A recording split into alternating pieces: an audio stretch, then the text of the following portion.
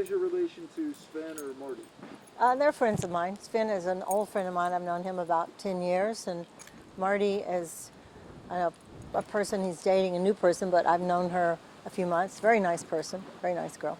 When did you see Sven and Marty last? Saw them probably 2 months ago at Trivia, Death and Glory. They'd come over on Tuesday nights. Okay. And Sven, they live where? I think they were up in Tampa, where the boat was, working on getting it repaired. They might have come down to Fort Lauderdale with it, but they were Tampa. Where did you see them? I saw them in Delray Beach. You saw them in Delray? Yeah.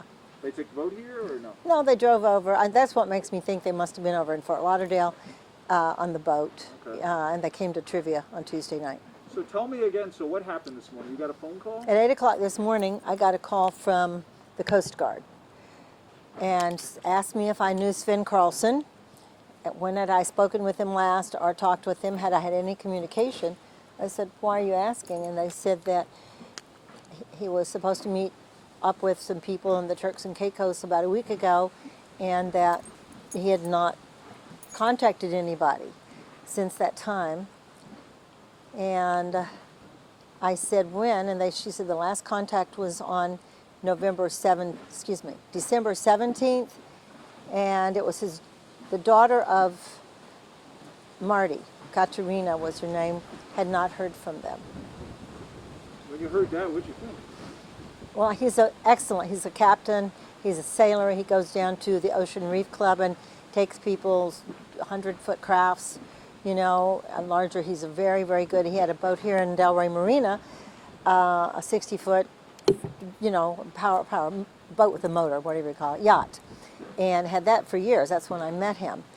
And I know he's an excellent sailor. He got a boat, he loves it, they've been working on it, and he's not a guy that would take any chances that I would think of. I mean, I think he's excellent. He's been in, and I did ask if there had been any squalls down there, and they said they had some rough weather, but that he had been heard from after the rough weather. What do you think could have happened?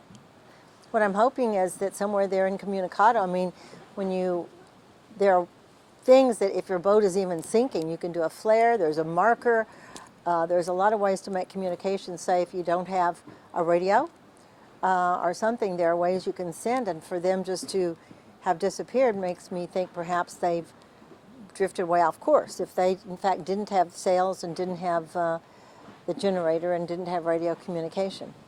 Why do you believe that perhaps he didn't have sails or have generator or radio communication? I'm not, through the day, there are other people we've been contacting. Another friend of mine said she had read somewhere, so I don't want it to be like any kind of a gospel, unless it was on the Coast Guard page, that she did say they had some problems, and they were going to try to get some repair work done to their boat. And it could be something that maybe their sails were not working, and supposedly I think the generator went out, and I don't think his radio was working properly. And I can believe that because when he was up here in Tampa, he did tell me at one point that he was having some issues with his radio, but they would always have the cell communication. And I've been trying to call him on WhatsApp for a couple of weeks. So the Coast Guard told you the last time they were heard from was when? December 17th. They posted something on their page. They asked me to share it on my Facebook page. You hear about these kinds of things, and now you're standing here in front of the camera. What kind of thoughts are going through your mind as you stand here and talk about this? How I'm worried because we at Trivia did talk to him. How are you going to go to these countries with the COVID? I mean, what are you going to do? You can't get into every country, and if they were trying to go somewhere and that was an issue, they couldn't get into Great Guanakee or something like that. It's only a speculation, and they were having issues maybe trying to go to the next place or something. I don't know if that was a factor. To me, we were all saying do something or don't go down there, and potentially third world countries, without knowing with this situation that's happening, this worldwide pandemic. If God forbid something, some emergency occurred while he's out there, you're confident that he has, the skills to try to do what he can to... He's got the skills, and he's not a chance taker on that. I mean, he would be the person I would be with out there. It just concerns me because he's so careful, and I know, I mean, he wouldn't want Marty's family to be worrying about her. So I know he would contact somebody if he could. Okay. What else did the Coast Guard tell you or ask of you? Or? Well, I was just kind of wondering why it's kind of like 5-day news. I mean, why it's not anywhere. And I think they're trying to exhaust every effort in their, they say it's not any kind of a recovery message. It's just trying to find out where he could have drifted, because the boat disappearing 100% like that is very unusual. Even if it had, you know, an unfortunate accident had happened, there should be something that would indicate. And you said they were supposed to meet Marty's daughter? I think Marty's daughter. I don't know any of Marty's family, but I think they were planning to meet with them.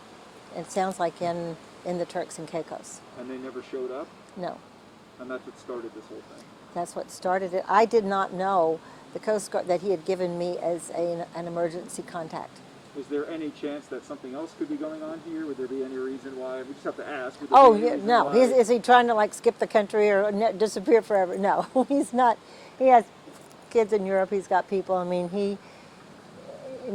he's too happy right now. He and Marty have been very, very happy. This is kind of a girlfriend from a guy that, you know, took him a while, but I think that they felt like they found each other, and it's a very exciting adventure. She had a business up north in Connecticut or something, and she's kind of put it on hold so they could have this great adventure together.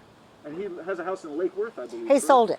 He sold the house. He sold that. Yeah, he did, because he said, he's always said he's a boater. I met him when he was a boater. He's a boater at heart. He's done all those things like Ted Turner and those guys do up there, that kind of, you know, sailing up there. And he sailed in some terrible conditions before, and I just think he was so excited. He was teaching Marty how to sail.